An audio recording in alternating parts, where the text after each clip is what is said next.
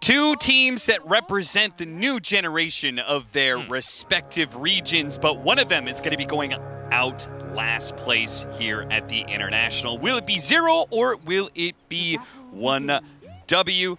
Avery, you got any early thoughts about this matchup?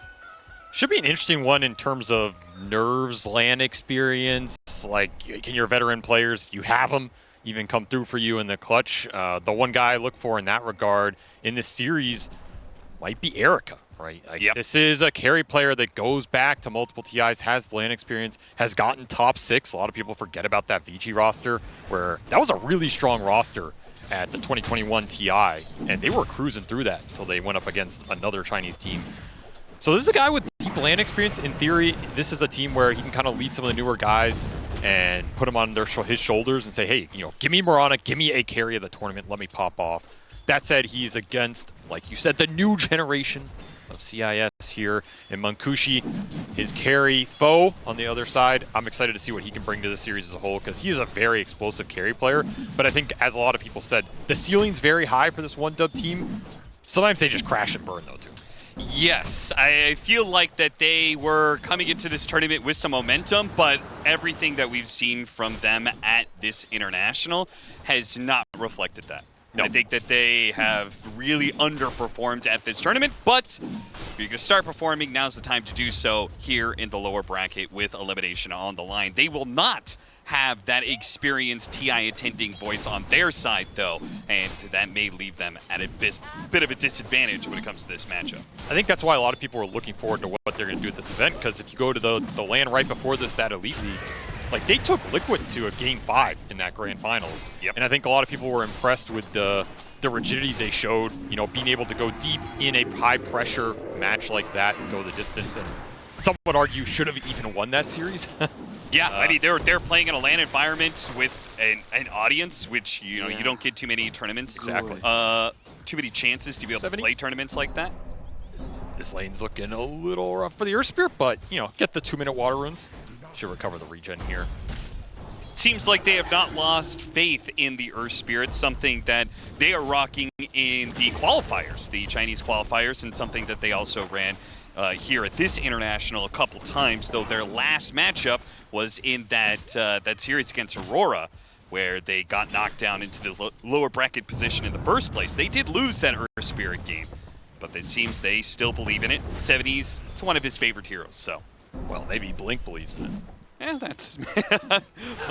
Yeah, he thinks 70, he's like, no, man, don't pick that for me. I don't know, man. Blink's... he's a very interesting Dota legend, as was said. Yeah, what do you know about Blink and personality-wise? Obviously, part of that famed Wings roster, but obviously being from the Chinese scene, a lot of the Western audience doesn't get to know too much about him. What have you heard? I mean, honestly, I feel like he's the player from that Wings roster I know the least about. He's a bit of an enigma. All I know is that guy was an absolute beast in mid lane, and he played everything. And he was like 5K MMR. So if any of that has bled over into the Zero squad, not the MMR part, but the willingness to play anything, be confident in it, not be afraid of your opponent, I think that's what we saw in the interview. I think that does kind of describe this young team, right? Like, they just kind of want to play their style. They can play fast, they can play slow. I think they've looked a little slower at this event, like more patient, more disciplined, trying to find the right team fight and set it up properly. And sometimes that can bring the pace down a bit. I mean, this is another game, right, where we're going 4 minutes in, it's 0-0 on the board. I don't think they're a team that's going to rotate super fast or play some like hyper carry that just goes through the gate 8 times. But they can be a team that excels in those late game team fights with some really nice player synergy and spellcasting. One player you certainly do know something about, former teammate of yours, Ponlo, playing the Dark Willow, which the panel had some crazy ideas of perhaps that was going to be a carry Dark Willow. Not going to be the case. Just going to be support here, and may end up going down for first blood as Respect is able to pick that up with the Ice Shard. You really cursed him real hard there. As right, I didn't say anything good about it. Respect happy to collect that bounty, and flip side of the map, Sweden Strong will collect as well. Does this mean they're winning all their lanes? Man, Erica's going for it, or yes sir, as Sunsfan likes to call him. He leaps in to get the kill, now tries to leap out. Arrow, it gets blocked by the Beastmaster. I think he wanted to kill that boar that was slowing him down, and he just traded his life for the Batrider. That could not have been a good exchange for him. Yeah. Let's get the full resources, but yeah, that is not exactly what he wanted out of that exchange. And 70 gets his mana burned out, and his life is being threatened by Kira Jr., who's going to come close to getting the kill once again. But Air Spirit is going to be sent packing either way. Back to Fountain he goes.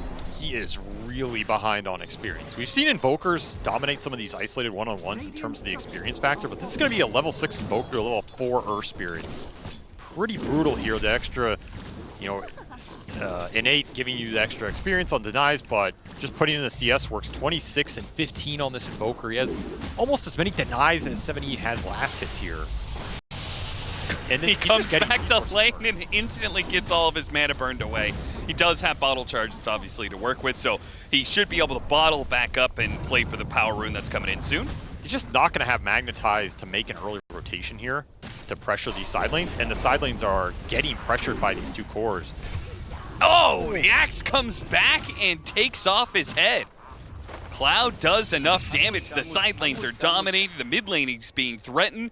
One Dub are walking away with a pretty clear lane advantage here at this point. As that Mirana is the only one who has some decent net worth, and she's going to start falling down as she's not in lane right now. Absolutely crushing this laning phase right now. There is a lot of pressure points that they can rotate to. They can combine these two supports. They can make gate rotations. They can easily go to this Beastmaster, continue to pressure the Mirana if they want to. This Invoker is going to continue to burn the resources out of this mid-Earth Spirit, which means 7E cannot respond to these dives with his full capacity if they want to commit for them.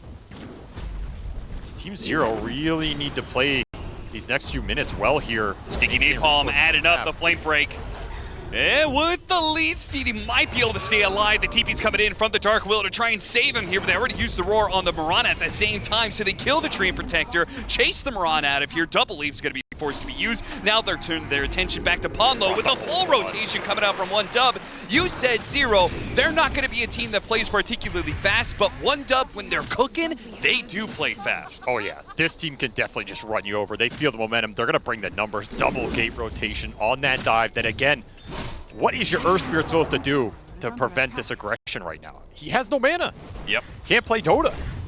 Jiro Jr. just happy to sit here and EMP him off cooldown and say, go for it, team. Map's open. Whatever you want to do. I almost wonder at this point in time if he should just make a rotation while he has some resources from the refilled bottle. I mean, let somebody else take the mid lane, you know? Rotate where? This bottom lane is gone. It is off the map. Your Mirana's into the jungle. You will at least split the Wisdom Runes here. Little saving grace, but this is a decent lead out of the early game. You also have to look at the experience advantage continuing to add up here, and gotta get a fight going at some point off this Earth Spirit. In the next few minutes, I would think maybe 8 or 10 minute power runes is what you're gonna look at here if you're Zero. Trying to secure something for 7E and fight around this Magnetize, as once more, say goodbye to your mana. It just doesn't stop. I mean, he even went Raindrop, which, yeah, it saves you some HP, but what are you doing with it, right? And you'll not get the power rune. Oh, got him on the flip break, and that was enough. It pushed him from being able to get up the cliff. What a hit from Sweden Strong. What a sad death, dude. I mean, like, you just have to feel for him. What is he doing? There's no help. He's on an island. He's getting ganked on the runes. He has no mana for the whole early game. Yeah, look what's happening here. They're hard camped, stacked up. Beyond's trying to farm that up. And Respect, maybe he isn't able to take much of this CS, but he's taking the experience, which is the current problem for Team Zero, as they are lacking in the levels. Do you get the boat on the Kunkka? Maybe that's another big spell you can try and make some play within this early game. Bring the Kunkka to mid, land an X combo on Invoker off a roll kickback or something. Sounds like a lot, but this is the kind of big core kill you're going to need to rebalance this early game, because the downside, as I was about to mention, for Team Zero is the stacks are being created in this triangle right now. I think a lot of them are going to go to the Beast Bat, but you could just mass stack these Ancients and give it to this Luna right now, and she's going to be absolutely massive. Yeah. Like, this is where this hero thrives. Give him a good laning phase, get the stacks up. Munkushi's just going to, he's going to be a god this game. For now, they'll give some stacks to the Batrider Beast, as you said, because Munkushi hasn't had to leave the lane. He's got an entirely vacated lane to play against. So he's getting both lane farm as well as some neutral creeps at the same time. Tusk gets caught by a torrent into a bramble, but yeah, he's able to zip on out of there pretty quickly with Drinking Buddy. Still going to be caught though. He'll die, and the X back on Akira Jr. is going to bring him into a watery grave. So Team Zero finally managed to get on the board with a couple of kills and now some pressure onto the tower. Not too bad. Really important move to recover this early game. Brought the Kunkka to mid. I think this was absolutely the correct play and executed it fairly well. Baited one dub in a little bit and get the turnaround.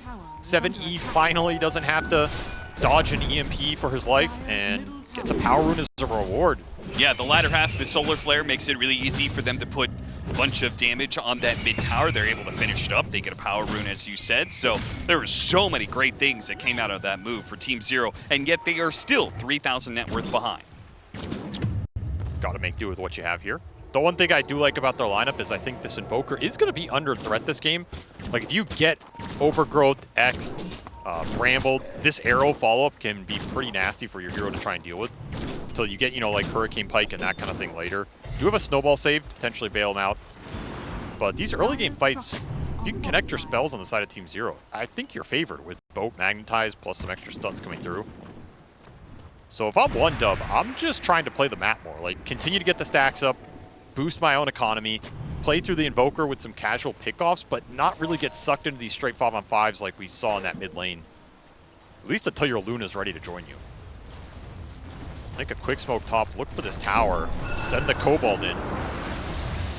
Beyond makes a pretty good read of the situation there. Dude, he just abandoned the Cobalt. It's free GPM.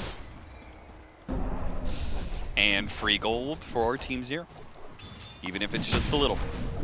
So it's just going to be Blade Mail Rush for 70. Doesn't feel like he can go something greedier like Vessel Urn into a later Blade Mail, just once the tank ability and the frontline potential. Oh my god, that is an 11-minute Aghanim Scepter for the Beastmaster. I mean, benefit of the stacks, right? He's got 112 CS, so...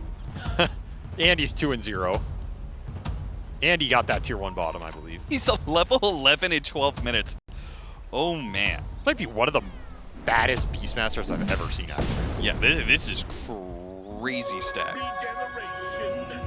Well, they could probably do Roshan on the Radiant side if they want to. They're strong enough to make that kind of move. Any detection? Not going to be able to spot him. Pops the dust out and gets him on the overgrowth into the arrow. Nice combo. A tornado stalled some of the damage. Deafening Blast will do that further. Gets in front of the block there. 70 isn't able to get the roll on Akira Jr. They do have a boat coming in, though. Maybe that can fix things. A boat onto 2, a roll back in from 7E. Munkushi, though, is on the side here. Pops the Eclipse, scares back some of Team Zero. Nobody quite dies. The Snowball is going to pull Tusk out of position. Tries to use Drink Buddies to pull himself out of there. Not going to happen. Cloud, meanwhile, in the mix of this, with an Aghanim Scepter this early, it's not something Team Zero wants to hit, and even the neutral creeps are playing against Team Zero as a Centaur Stomp catches Beyond in the middle of the act of retreating. A 1-for-2 exchange in the end. That is favorable for Team Zero. I mean, they call him the Beastmaster for a reason, you know? Bring the creeps to the fight, let them do the dirty work here. Don't need... I mean, this is why you don't buy Helmet Dominator. You just don't need it. That's true. That's just wasted gold right there. The second that beast shows up, Team Zero, we're clearing out of there. I mean, they've already used all their big team fight. Honestly, connected okay, but some really clutch roadblocks to save Chiro Jr., who was in really deep, but that Earth Spirit can't connect on him. There's not a lot of follow-up damage, and the Magnetize got debuffed. Kind of a spooky fight for one dub, honestly, with all this early team fight spell casting, but they have the net worth to just kind of jam it. Yeah, if this was an even game, if you didn't have an Aghanim Scepter that early, exactly, that team fight would have been so much worse for them. But their early success allows them to be able to wade through the muck and the mire, and they're still staying up by 4K. But they are going to have to worry about this Blade Mail timing. Right? The panel talked about how there is going to be this window where these Blade Mails are going to be pretty effective. They're annoying for the Luna, a little annoying for the Beast. I think Vessel would have been nice versus Beast Ags as well, but the Earth Spirit's early game was just nowhere good enough to go that route, I guess. Sure. And I mean, the biggest factor here is at what point do you just try and commit for the Roshan if you're one dub? Behind this Beast, you have Invoker Luna, which can help you do it incredibly fast if you don't want him to solo it. I mean, at this point, I assume they're just waiting for 15 minutes because they still have a safe lane tower to play around. it would be very difficult for Team Zero to contest that, Roshan. I've also noticed, I feel like a lot of teams are, instead of just doing it right when you get the Ags, like, wait until it's on your side, right? If you're this Dire side beast, just wait for the 15 minutes. Get the Roche timer to start ticking on the Dire side, so the later ones are more advantageous. Sure. Oh, no. ECQ. That's the wrong order of operations there, my friend. They still get him. They do get him with the arrow, and that'll allow the roll follow-up, and they'll kill Tira Jr. in the end. Okay. But, not the cleanest, but gets the job done, you know. That's what matters. It's an elimination boys, series. we got that kill without even needing overgrowth. Sends a message. 70. Oh, he's not going to be able to roll there in time. Well, time to push out this bottom lane as quick as he can. Because One Dub is currently setting up on the other side of the map. I mean, honestly, Team Zero stabilized this game a lot. They did. We were talking about a 3 or 4K gold lead, I feel like 8 minutes here. Mm-hmm. We're almost at 16, and it's basically the same. If you're a Team Zero fan, that's good news. The double blade mail's up. You're pushing towards your next set of tank ability items. Your Mirana's in an okay spot. Your big concern is still Cloud here. And if I'm One Dub, I want to continue to try and use this Beastmaster as much as I can while he's an absolute god on the map. Yeah, before the pipe comes in, right? Negates a lot of that damage. He has a pipe himself. They have so a massive. team He's fight level advantage. 15! What? 15 by 16. Turbo or what, dude? Like,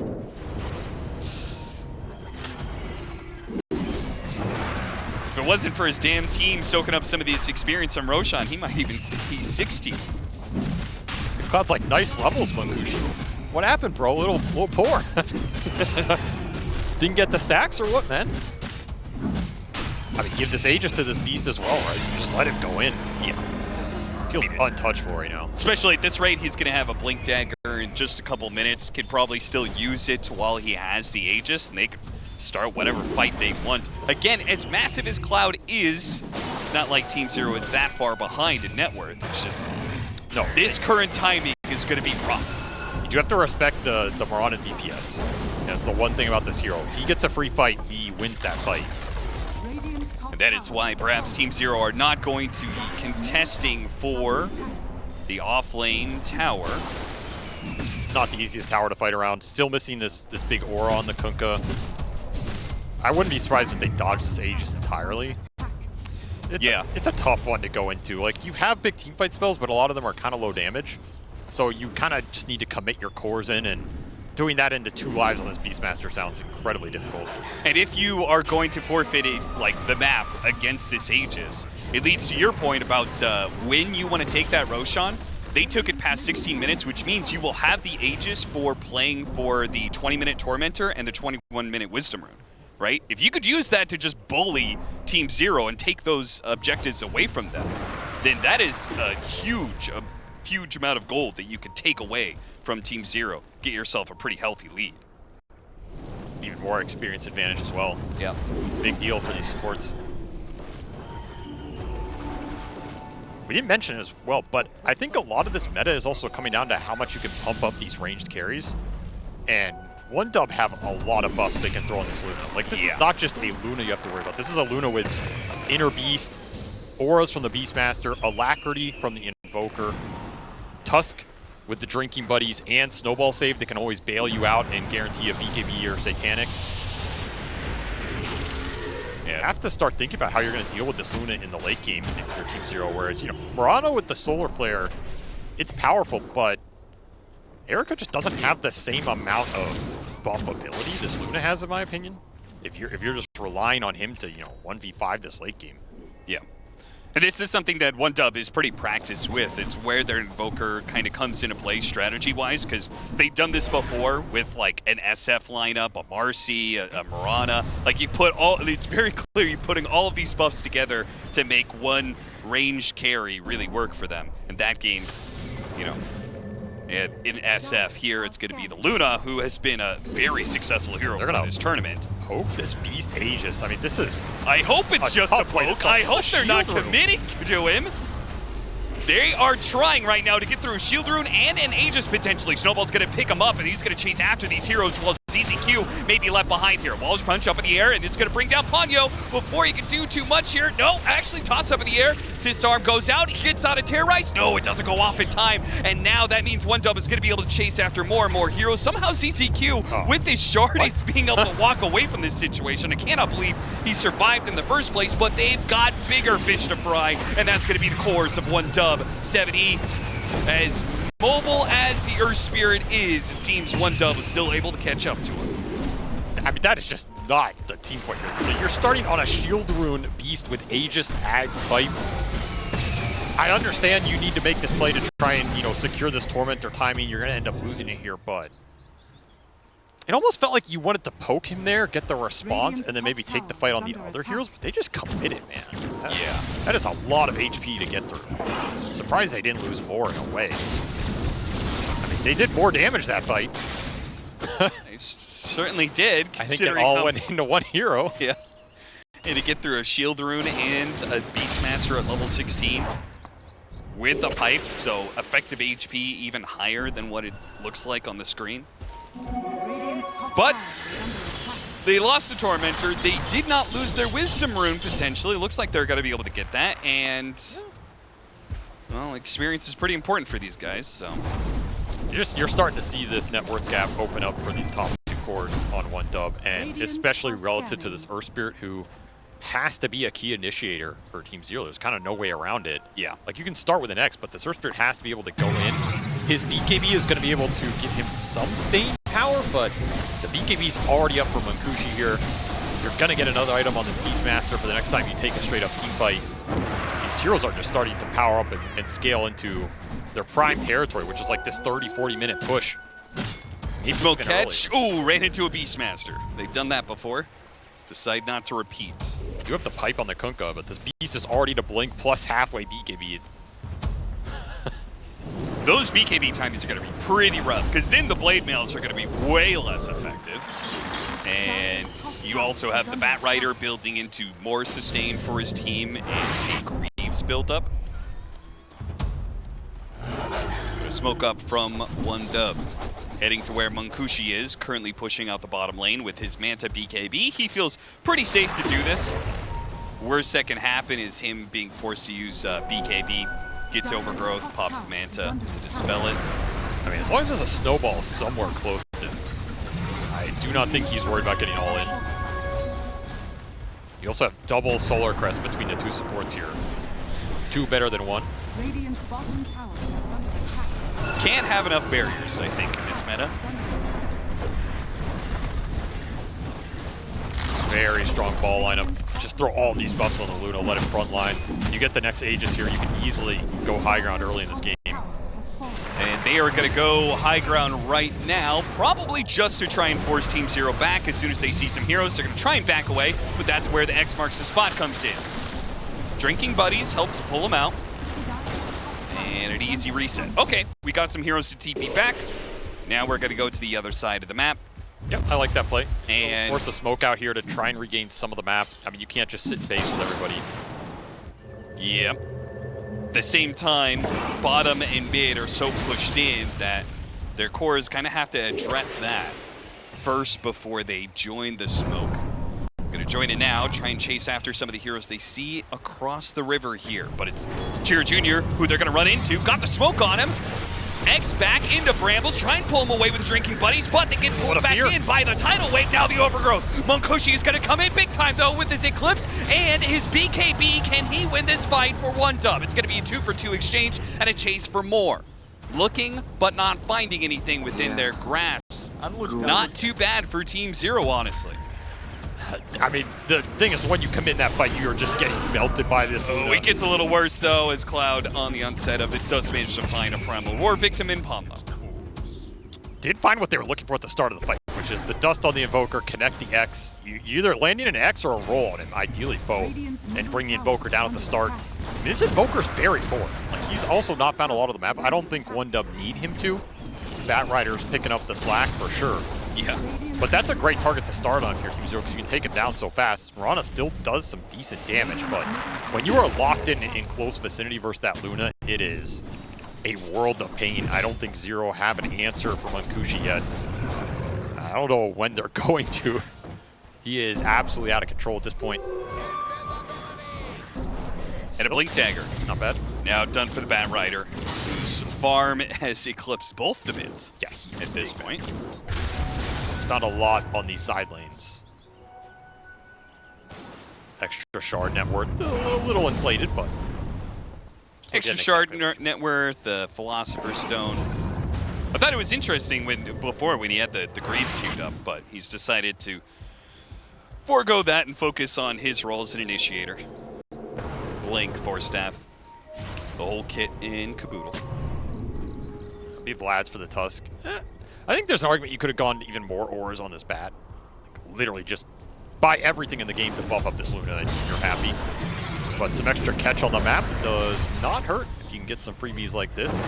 Yeah, especially given the chain stun that you can pull heroes back into, right? Yep. Like you can pull them back into a Primal War. Whoever you're getting out of that is 100% dead. And there's not a lot of answers to this lasso in this game. No. Right now, I mean, Erica's trying to get it with his Lincolns. You can X somebody, pull him back after, or you can, I mean, yeah, you can use this Lincolns, but like this Lincolns, honestly, it's okay because you're a universal hero, but it's not the like hyper damage Daedalus or something. I think you prefer to go as a carry in kind of a 1 Protect 4 lineup. Yes. Or Protect 1, I say 1 Protect 4, it might come down to that, but. I mean, this is a lineup that's not utilizing the Solar Flare very well, which is something that you always like to point to, right? I think Solar Flare might be the most busted ability in Dota right now. I would agree with that. But it comes down to how much are you getting out of it. You know, one hero with Solar Flare is great. It's a lot of damage, can carry a game. Multiple cores using it, very hard to stop. And we've seen some games where like you even have this support Mirana with Solar Flare buffing up cores and herself with, you know, a support Hurricane Pike Daedalus. To me, that at a certain point just feels unstoppable. Yeah. This is not one of those lineups, so Erica will have to get done what he gets done on his own. At least he got the Grove Bow. I mean, that's really good. Gets tier 1 tower. Roshan roars from the pits as One Dove are going to make short work of him at 27 minutes. This is the scary part of the game for Team Zero. How do you repel the beast of a push that's coming into you right now? Level 20 Luna, level 20 Beastmaster. Yeah, when you're at the Conda high-level Luna that like does half your HP with 1 Lucent Beam. Yeah. It's like, what do you do about that? Like, the only team fight you can take is one where you're kind of like smoked up and you just go for it right away. But if it's some sort of stalled out fight, those Conda Lucent Beams add up and just makes it feel impossible to take an engagement. I think your best bet is to kick the Luna in on a base defense. Okay. Like, roll on top of this guy, kick him into your base, force One Dub to commit in deep. You can maybe abuse some buybacks or something. Yeah, use a torrent bow combo to get him to BKB, then you can overgrowth him. Yeah, something like this. I mean, you even have the shard from the Treant Protector to try and like force the BKB usage as well. Downside is I think One Dub can also just start the fight. Just send this Bat Rider in, find whoever you want, drag him into you. Like, already you're just stuck in this chaotic event. Which is why Team Zero, they're trying to set up for a fight. What they don't know is they're underneath vision right now. One Dub knows where they're at. They're like, wait a minute. What's going on here? They just all swept over to this side of the map. Yeah, there's a ward on the Tormentor that they were sitting under. So, honestly, things could have been worse. All they ran into was a Dark Will in the process of trying to meet Team Zero. That beam just deleted his hero, man. Like, yeah. It was pretty disgusting. And that's going to be a tier 3 down. Now with the Glaives beginning to bounce around. A very high-level Luna that's doing almost 350 damage a shot. Add in some Lucent Beams, and these heroes on the side of Team Zero are soft. They just don't have enough firepower to rebut this push right now. You're just going to have to commit into the fight, or they're quick Primal Roar! Beast! They're not going to let Kunkka take the first step into this team fight. They're going to try and bat back, and all in here from Team Zero to hold this one. Solar Flare only going to last so long, but the damage is good on Munkushi. Unfortunately, it's not quite enough, but he still has the Aegis after all. They pull him back into a Torrent, and that's going to be the first life. Second one, though, a lot of low health heroes on One Dub from this Magnetize, so maybe they have the room to be able to focus on him. Tornado comes in, trying to get him. Tidal Wave, push back, gets off the Mante Eclipse with a manage to burst him down. Not enough damage from Munkushi. Is surrounded by Team Zero heroes, and Shiro Jr. in his attempt to save his carry gets caught in the process. Now it's just all-out retreat from one dub. Whoever can get out. Oh, almost nabbed him there. Not quite, but they could still find it potentially. ZZQ couldn't get the damage on Swedenstrong in time. Still, though, 2 cores. A great hold from Team Zero. Even if it does cost them a buyback, at least the game is still going. I mean, that's the best you can hope for. You get a couple thousand gold out of it, you get a lot of XP. It's all your Earth Spirit and Mirana picking up the damage slack. Would have been even cleaner at the end, but the Solar Flare ran out. Like, it took so long to bring this Luna down twice. Your damage disappeared. Still, this Magnetize got to do what they wanted it to do the whole game. Oh, yeah. 7E gets a good fight. Still, MVP of that fight, ZZQ, man. Absolutely perfect timing on this overgrowth. Puts the blink to use, just gets all their cores. He gets the Luna post BKB, no dispel for it. Absolutely doing some work with this Treant in a high ground defense, and even got the bat catch at the end. It's not every day you see a Treant being the one trying to catch a hero, but yeah. Yeah, they've actually got a healthy number of disarms here.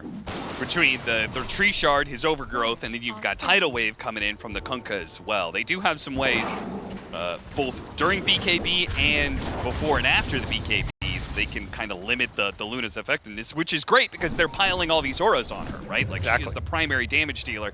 Any disarms are worth their weight in gold, which I would wonder if they're ever going to consider Heaven's Halberd. Doesn't look like it. Beyond is going to go for a Aghanim Scepter, per usual for the Kunkka, and the Earth Spirit is opting for Shiva's.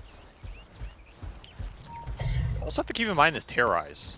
Like, you can force one dub to clump behind the Luna, which is kind of the formation that you're going for in these high ground pushes. It's just the default.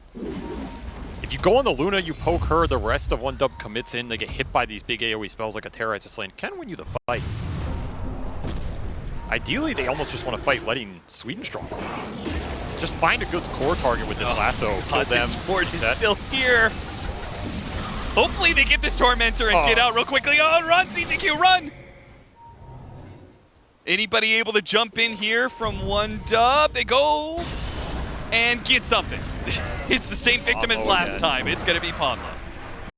And they have the back door down because the creep wave mid. Oh, yeah. Might just be another lane. Living Armor is laughable at this onslaught that the Luna is able to bring to the table. Trying to X him back into a boat, and Torin completely off the mark there. Not the combo you were looking for. Not sure what happened there. Did protect the racks, I guess. Yeah, with all those missed abilities. So I think Munkushi's gonna finish it off here. Wait for, I guess Spectral Protection isn't up. Tidal Wave into the arrow is not too bad. He's gonna give it up. Easy pickings for Munkushi. Not confident of the fight without the control of the Dark Willow here. I mean, you basically have one go, right? Like, when you commit this Earth Spirit going and the Solar Flare, that's your win. You don't win the fight in that interval of 10-15 seconds, it's over. Yeah.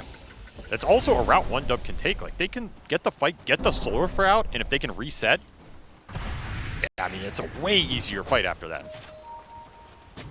Well, they have the Shivas and they have the small crit for the Mirana, so you've completed some items. This is going to be your best bet.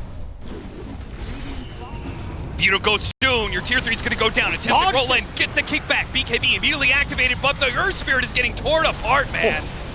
It just got ripped apart by a horde of one-dub heroes. Turn around, Munkushi starts going to work on Beyond. They've already called GG. He wanted a GG out before he dies. They really didn't put up much of a fight, and that last one, man, that was rough. I mean, great game playing from one dub here in this first game as they came in, they got their Luna strat. They really accelerated this Beastmaster. I think that was the biggest factor. Like, you're looking at